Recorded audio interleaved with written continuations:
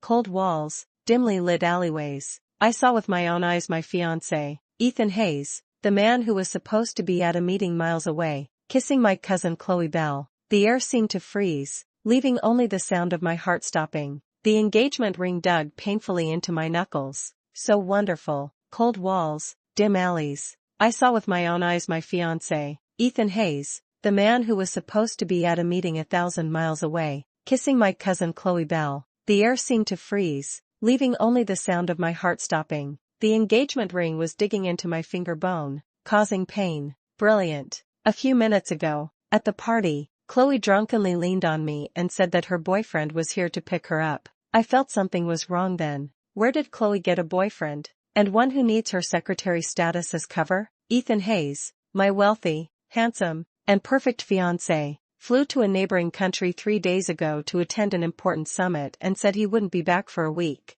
But he's here now, dressed in a suit and tie, meticulous as I remember. Only the person in his arms has changed. It was my cousin, the girl who always followed me around, sweetly calling me Sister Ava. They were kissing passionately, completely unaware of me in the shadows of the corner. My stomach churned. I didn't rush up to question them, nor did I cry and make a scene, just watching quietly, like watching a farce that has nothing to do with me. It wasn't until they left the alley embracing each other and got into a sports car I had never seen before that I slowly walked out. The night wind blowing on my face was a bit cold. Back home, I sat in the empty living room until dawn. The phone screen was lit up. It was a message from Ethan last night, saying his meeting went well and asking if I missed him. The time was 10 p.m. At that time, he was probably cuddling with Chloe in some corner. I stared at the message, unable to reply with a single word. The next day, Miller Group. I sat in my office, dealing with the piles of documents. Sunlight streamed through the blinds, cutting out stripes of light and shadow.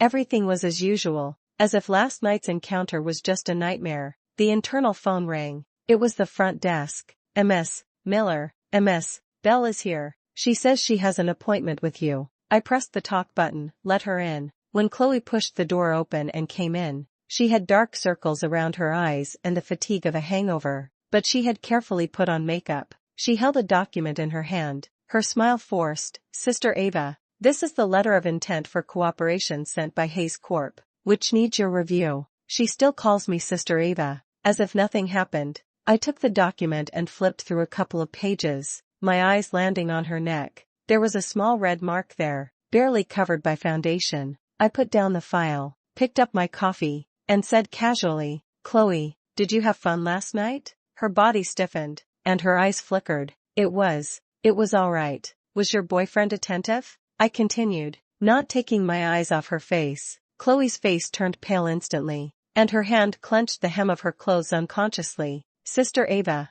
what do you mean? It /s nothing. I sipped my coffee, the taste bitter. Just reminding you that some people /s/boyfriends/ might have special identities, so don't get too deeply involved. She was like a cat whose tail had been stepped on, her voice suddenly rising. I don't know what you're talking about. My boyfriend is very good to me. Just then, the office door was suddenly pushed open. Ethan Hayes barged in, his face terribly gloomy. He didn't even look at me, walked straight to Chloe, and seeing her tearful appearance, his anger rushed towards me. Ava Miller, what did you do to Chloe? The protectiveness and accusation in his tone were like a poison knife, accurately piercing my heart. What did I do? I slowly stood up, walked up to him, and looked straight into his eyes. Ethan, shouldn't you be on a business trip? How do you have time to stand up for your secretary? I deliberately emphasized the word secretary. There was a momentary flicker of panic in Ethan's eyes, but it was immediately replaced by anger. I came back early. As soon as I got back, I heard you were making things difficult for Chloe here. He grabbed Chloe's wrist and shielded her behind him. Ava, I didn't expect you to be so mean. What did Chloe do wrong that you have to humiliate her like this? Humiliate? Watching him protect another woman, seeing Chloe hiding behind him with a grievance and a hint of triumph in her eyes, I only felt it was absurd and ridiculous. We grew up together, childhood sweethearts. The marriage between the Miller Group and Hayes Corp is praised as a match made in heaven. Everyone envies me for having a handsome, wealthy, and capable fiancé. But now, my fiancé is accusing me of being mean for another woman. My chest felt like it was blocked by something, a stifling ache. I mean, I repeated his words, my voice as cold as ice. Ethan Hayes, you tell me, what did she do wrong? Ethan was speechless, his eyes darting away. Chloe sobbed softly, Ethan, forget it. Don't quarrel with Sister Ava for me. This hypocritical appearance makes me sick. Ethan seemed to be touched by her sensible appearance and glared at me even more angrily. Ava, apologize. Apologize? I laughed in anger. Why should I apologize? Apologize for me ruining your good time? As soon as this was said, Ethan and Chloe's expressions changed drastically. Ethan abruptly Chloe's hand, stepped forward, his eyes gloomy. You saw it? Or else? I met his gaze, not backing down. Last night at the alley entrance, you were kissing quite passionately. The office fell into a deathly silence. Ethan's face was alternating between pale and green, extremely awful. He probably didn't expect that I would expose him so directly. After a long while, he took a deep breath, and his expression returned to his usual calmness, or rather, indifference. Since you know everything, let's talk. He pulled out the chair opposite me and sat down, his tone unquestionable. Chloe wanted to say something, but Ethan stopped her with a look, and she retreated to the side unwillingly. Talk about what? I asked. Chloe, I won't give up, Ethan said, looking at me, his tone calm to the point of being cruel, but I don't want to cancel the engagement either. It's not good for either the Hayes or Miller families. I looked at him, waiting for him to continue. As expected, in marriages between wealthy families, interests always outweigh feelings. So, we can make a deal. Ethan leaned forward, tapping his fingers lightly on the table. I'll give you someone, and you pretend nothing happened. We continue with the engagement until we get married smoothly. I frowned. Who? Chin Wuxia. Ethan said the name with a hint of almost imperceptible contempt at the corner of his mouth. My father's illegitimate son, Noah Vance. Noah Vance? I've heard of the name. The Hayes family's deeply hidden existence. It is said to be a mistake Ethan's father made when he was young. He was raised outside and never recognized by the family. Ethan wants to exchange my silence for an illegitimate son? Noah is almost 18 this year. Ethan's eyes became a little strange. He looks good, very clean. I'll give him to you as my compensation. You can dispose of him as you wish, as long as you stop pursuing the matter between me and Chloe and maintain superficial peace. An exchange of lovers? I couldn't believe my ears. Ethan, what do you take me for? Use his illegitimate younger brother to trade for his continued affair with my cousin? This is simply the most absurd and insulting proposal I have ever heard. Ethan didn't seem to see my anger, or rather, he didn't care. Ava, this is the best solution. His tone was cold. Noah Vance listens to my father completely. For him, being able to be with you is an honor, and you get compensation, and you also save the face and cooperation of both families. We each get what we need. I looked at the face that once made my heart flutter, but now it only felt strange and ugly. This is the person I have loved for more than 10 years. This is the marriage partner chosen by our family. I was stunned, calm, rational, and always put interests first, including trampling on my dignity. My heart is growing colder bit by bit. I suddenly really want to see what kind of person Noah Vance is, the one being used as a bargaining chip in this deal. I also want to see how shameless Ethan Hayes can be. What do you mean? Okay, I heard myself say, my voice unnaturally calm. I agree. Ethan was clearly not expecting me to agree so quickly. A flash of surprise crossed his eyes, followed by relaxation and satisfaction. A wise choice. He stood up. I will make arrangements as soon as possible. He didn't even look at me again and left my office with Chloe. Anger is churning in my chest like lava. The moment the door closed, all the strength seemed to drain from my body, and I collapsed into the chair. The sunlight outside the window was dazzling, but my world was a gray wasteland. Approximately 1,500 words, already containing 2 key emotional outburst points: catching cheating, office confrontation, and a core turning point is set, the lover exchange agreement. 3 days later, Ethan fulfilled his promise. He asked me to meet him in a private room at a high-end club in the city center. When I arrived, Ethan was already there, with a young man standing next to him. The young man was tall and slender, dressed in a simple white shirt and jeans, looking somewhat uneasy. He was looking down, so I couldn't see his face clearly, only soft, short black hair and a clean jawline. Ava, this is Noah Vance. Ethan's tone was casual, with an arrogant air of condescension. Noah, greet her." The boy raised his head and looked at me. In that instant, I was stunned. This face, clean, delicate, with the unique awkwardness of a teenager, but those eyes, clear and distinct in black and white, were like a deep pool, calm in a way that didn't suit his age. More importantly, I've seen this face before. My memory was suddenly pulled back many years. About 10 years ago, at a charity dinner hosted by a family, I slipped into the garden for some air and saw a little boy hiding in a corner, gazing wistfully at the cake in the banquet hall. He was dressed in clothes that didn't quite fit, timid, and out of place with the other guests. I was in a good mood at the time, so I asked a waiter to bring him the biggest piece of strawberry cake. He looked up at me, his eyes sparkling, and whispered, "Thank you." It's these eyes right in front of me. So he's Noah Vance, the Hayes family's unmentionable bastard child. Ms. Miller. Noah spoke, his voice clear, with a hint of barely perceptible nervousness. Ethan frowned, clearly displeased with the way he was addressed, and even more displeased with the way Noah looked at me. "Call her Sister Ava," Ethan ordered coldly. Noah pursed his lips, said nothing, but his eyes dimmed. Ethan waved his hand impatiently. "All right, Noah, from today onwards, you will follow Ava. Remember, your task is to make her satisfied. Otherwise, you know the consequences." His tone was full of threat and contempt, as if Noah wasn't his brother, but just an object to be discarded at will. Noah's body trembled almost imperceptibly, and he lowered his head. "Did you hear that?" Ethan pressed. "I heard." Noah's voice was very soft. Ethan turned to me, a fake smile plastered on his face. "Ava, I brought the person.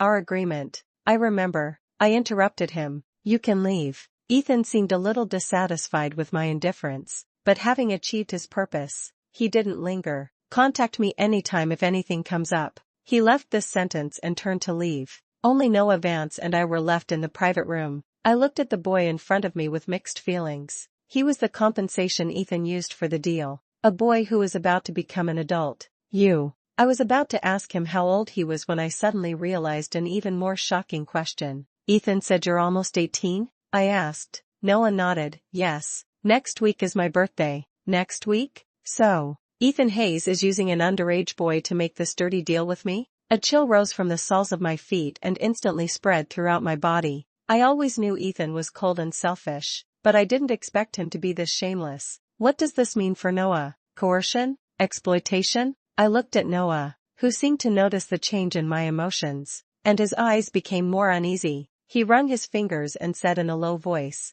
"Ms. Miller, I will be obedient. Please, don't send me back." His voice was full of entreaty and fear, like a frightened little animal. "Go back? Go back to where? Go back to the Hayes family who doesn't acknowledge him and only treats him as a tool? Or go back under Ethan's control?" I suddenly realized that this deal might not be entirely a bad thing for Noah. At least, leaving Ethan's control might be a relief for him. As for me, I originally just wanted to see Ethan's bottom line and disgust him a little. The atmosphere was a little awkward. Now, looking at the fragile and forbearing teenager in front of me, a certain part of my heart softened. The little boy who yearned for a piece of cake in the garden many years ago overlaps with the teenager in front of me who was being used as a commodity and begging me not to send him back. "Do you remember many years ago, at a dinner party, someone gave you a piece of strawberry cake?" I asked. Noah suddenly raised his head, his eyes flashing with disbelief. "It's you?" I nodded. His eyes instantly turned red, his lips moved, but he couldn't say anything.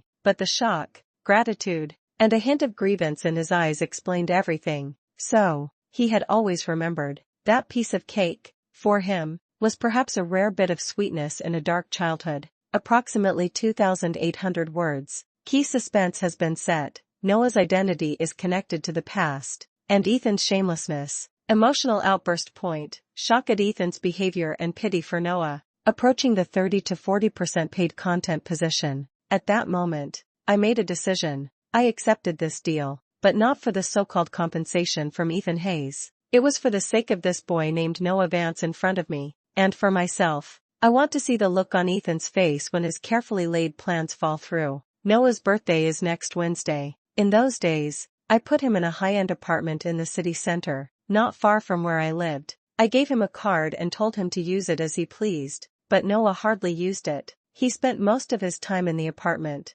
occasionally going to the nearby library. We didn't communicate much. He was always quiet, with a composure and aloofness that didn't match his age, but I could feel that he was carefully observing me, testing me. On my birthday night, I finished up the company's affairs and drove to his apartment. I brought a strawberry cake, the same as the one in his memory. When he opened the door, Noah was stunned to see the cake in my hand. "Happy birthday, Noah," I said. He took the cake, his fingers trembling slightly. "Thank you, Ava." He finally stopped calling me Ms. Miller. We sat in the living room, without the lights on, only the neon lights of the city outside flickering. The cake was on the coffee table, with 18 candles on it. "Make a wish," I said. Noah closed his eyes, clasped his hands together, looking very pious. The candlelight danced on his young face, highlighting his long eyelashes. The room plunged into darkness the moment the candle was blown out. Only his voice echoed in the silence, carrying a barely perceptible tremor. "Could you, please don't send me back?" His voice was soft, full of unease and pleading. I know what he's referring to. Ethan's deal, his mission. The clock is about to strike midnight, and he's officially an adult. According to Ethan's script, he should now start pleasing me, but he didn't. He was just afraid that after I fulfilled the deal terms, I would throw him back to Ethan, or that indifferent Hayes family. I didn't answer immediately. In the dark, I could feel his tension. "Noah," I said, my voice calm, "you are an adult. From now on, you can decide for yourself where you want to go and what you want to do." He didn't seem to understand what I meant, and he held his breath. "I won't send you back," I added. "I'll take care of the Hayes family. You just need to do what you want to do." The air seemed to freeze for a few seconds. Then, I heard a very light sigh of relief. "Thank you, Ava," he said, his voice thick with a nasal tone. Approximately 3,500 words. The reader's sense of oppression begins to accumulate. Aversion to Ethan, sympathy for Noah, curiosity about Ava's decision. The next morning, the doorbell rang at an inopportune time. I frowned and went to open the door, and standing outside was actually Ethan Hayes. He looked like he hadn't slept all night, with faint dark circles under his eyes, but his spirits were unusually high. He stepped past me and walked straight into the living room. His eyes swept around, and finally landed on the sofa. Noah was sitting there, and when he saw Ethan, his body visibly stiffened, but he didn't lower his head like he used to. "Looks like you are very satisfied with my gift.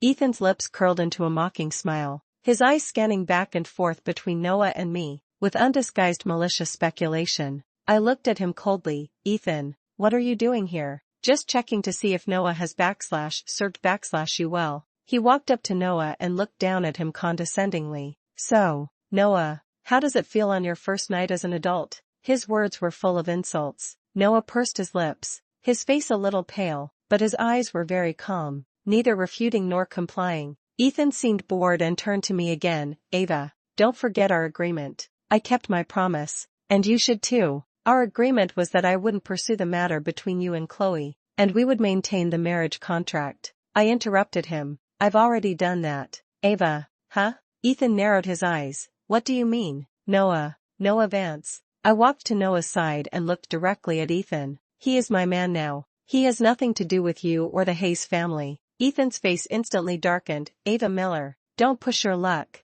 He is my father's son." "So what?" I retorted. "Didn't you send him to me? As an item, a bargaining chip. Now, I'm keeping this item. Ethan was so angry that his face turned green. He probably didn't expect that I would tear up the pretense. He stared at Noah intently, his eyes as if they were about to spew fire. Noah didn't back down and calmly looked back at him. This calmness only made Ethan more irritable. "Okay, very good." Ethan laughed in anger. "Ava, you better not regret it." He made a threat and slammed the door. I know, he probably went to Chloe Bell for comfort. After all, she is his true love. After Ethan left, only Noah and I were left in the room. The tension just now seemed to have exhausted all my strength. Today is Valentine's Day. My fiancé ran over early in the morning to question me about whether I had slept with his half-brother, and then went to spend the holiday with my cousin. And I only have a teenager who just came of age by my side, a boy who is almost 10 years younger than me. Age, appearance, betrayal, all the unease and inferiority I had suppressed surged out at this moment. I looked at my slightly tired face in the mirror,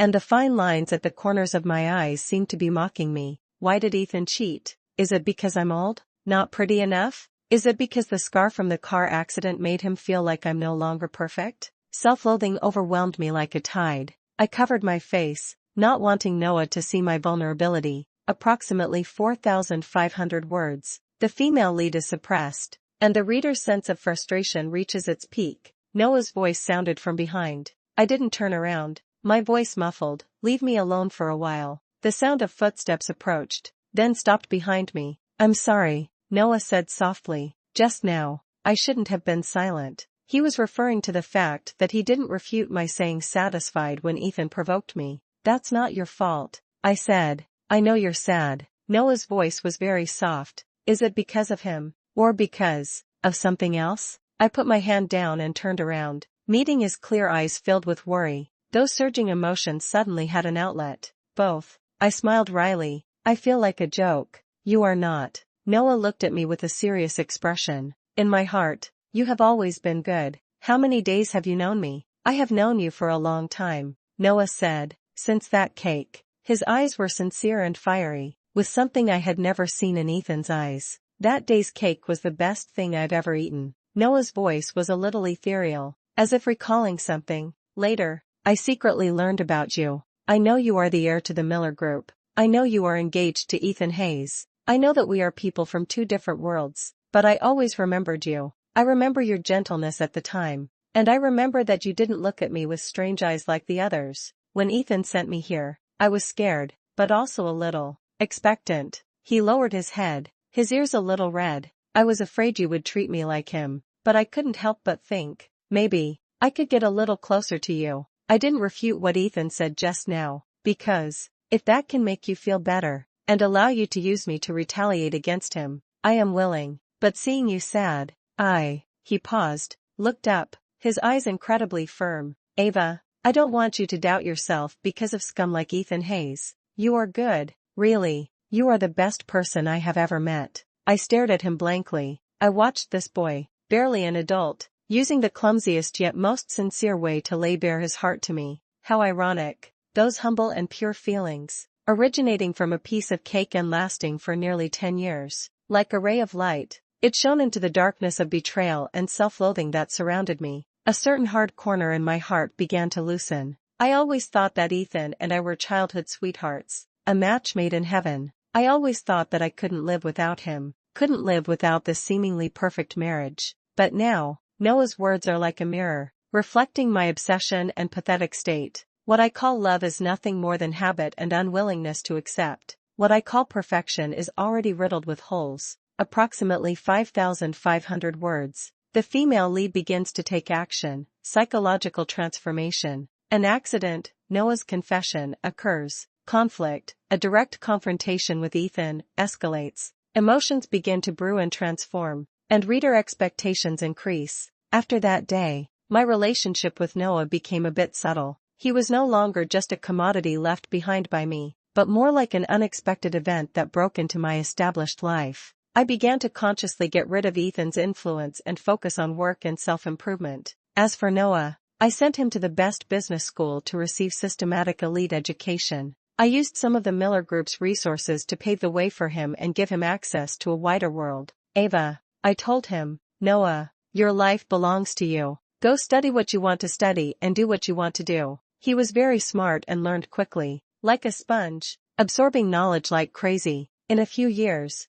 the immaturity on him faded away, and his calm and restrained temperament became more prominent, and he became more decisive and sharp in his actions. He is no longer the boy who needed my protection, but gradually growing into a young man who can stand on his own. In the past few years, my engagement with Ethan has maintained a superficial peace. He probably thought that I had really accepted that ridiculous deal and was content with having Noah as a young lover. His relationship with Chloe Bell has also gone underground, becoming more secretive. Occasionally meeting at family gatherings or business occasions, we both play the role of loving, unmarried couple, with tacit understanding, until Mr. Hayes, that is, Ethan's grandfather, became critically ill. The old man was strong and extremely controlling throughout his life. On his deathbed, he called everyone to his bedside, including me, and also Noah Vance, who had never been acknowledged. This was Noah's first official step into the core circle of the Hayes family.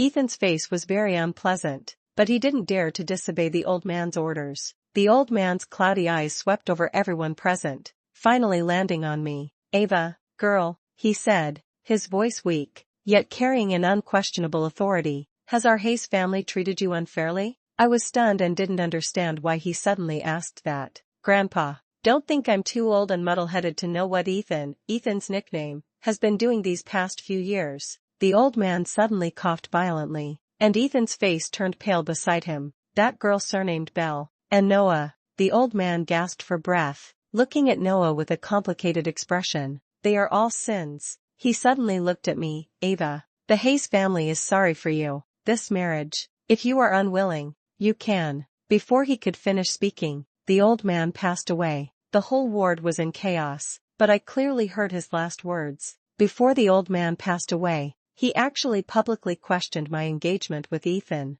and even vaguely mentioned Chloe and Noah. These words caused a huge uproar within the Hayes and Miller families. Soon, the news spread. Public opinion began to ferment. The spearhead is directed straight at our Miller family, saying that we, in order to curry favor with the Hayes family, knew that Ethan was a bad character, but still insisted on marrying our daughter to him. There are even rumors that I knew about Ethan and Chloe's affair a long time ago, but I have been tolerating it for the sake of profit. For a time, the Miller Group and I personally were under tremendous public pressure. I became a wealthy, aggrieved woman in the eyes of the outside world, compromising myself and having no dignity. Just then, a bombshell suddenly exploded on the internet. An anonymous account released a large number of intimate photos and videos of Ethan Hayes and Chloe Bell, spanning several years. The locations ranged from hotels and apartments to Ethan's private yacht, and the evidence was conclusive. The exposé also revealed Chloe Bell's identity in detail, Ava Miller's cousin and Ethan Hayes' secretary. Secrets of the elite, the illicit affair between the brother-in-law and the sister-in-law's secretary.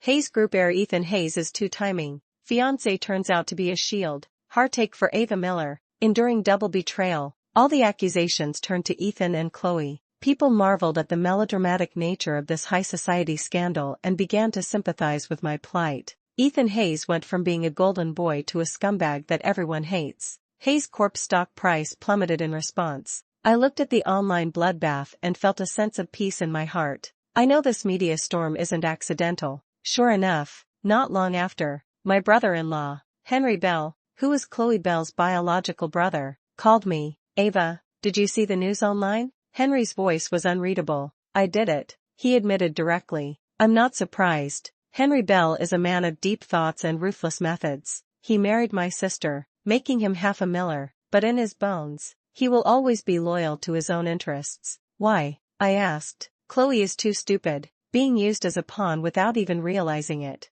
Henry sneered. "Ethan Hayes wants to throw mud at the Miller family. I can't let him succeed. And," he paused, "I need an opportunity to renegotiate with the Hayes family." "I understand. This exposé is both helping me out of a predicament and a step in his business strategy." "Thanks, Henry." "No thanks needed. We're family, aren't we?" Henry said and hung up. Approximately 7,000 words. The female lead completes her initial action goal, counterattack with external help. The male lead, Ethan, begins to suffer damage to reputation, setbacks for the company. The crematorium is beginning to take shape. With things having fermented to this point, a showdown is inevitable. I returned to the old Miller family home. The atmosphere in the living room was oppressive. My parents' faces were livid, and my sister sat beside them, weeping. Henry Bell stood by the window, his back to the crowd. Chloe Bell was also there, crying her eyes out. When she saw me come in, she immediately rushed over and grabbed my hand. "Sister Ava, you have to believe me. Ethan forced me to do it. I never wanted to ruin you too." I disgustedly shook off her hand. "Don't you think it's a little late to be saying this now?" Chloe wanted to say something, but Henry stopped her with a cold look. At this moment, Ethan Hayes also arrived. He looked much more haggard, his suit was wrinkled, and his hair was a little messy. He completely lacked his former vigor. When he saw me, his eyes were complicated, with anger, unwillingness, and a trace of panic that I had never seen before. "Ava, we need to talk." His voice was hoarse. "Talk about what?" Henry Bell turned around, holding a document in his hand. "Talk about this?" He threw the document on the coffee table. I saw clearly that it was a copy of the lover exchange agreement that Ethan and I signed back then. "How could you have this?" he cried out, losing his voice. "If you don't want anyone to know, don't do it." Henry sneered. "Ethan Hayes, you really have a good plan. Using Noah to stabilize Ava, and continuing to mess around with Chloe yourself. Even, your original plan was to wait for Noah to reach your standard before letting him fulfill the marriage contract with the Miller family, right?" This guess made my heart tremble. Could it be? Ethan looked at me, his eyes darting away, not denying it. I felt a chill run down my spine. So, from the very beginning, in his eyes, whether it was Noah or me, we were just pawns on his chessboard. We could be sacrificed or exchanged at any time for his benefit. Chloe was dumbfounded when she heard this, looking at Ethan in disbelief. "Ethan, is Henry telling the truth? You never even thought about marrying me?" The public opinion reversed instantly. Ethan waved his hand irritably. "What's the point of talking about this now?" He looked at my parents, trying to salvage the situation. "Uncle and Auntie, I was wrong about this, but my feelings for Ava..." "Enough." My father slammed the table, interrupting him.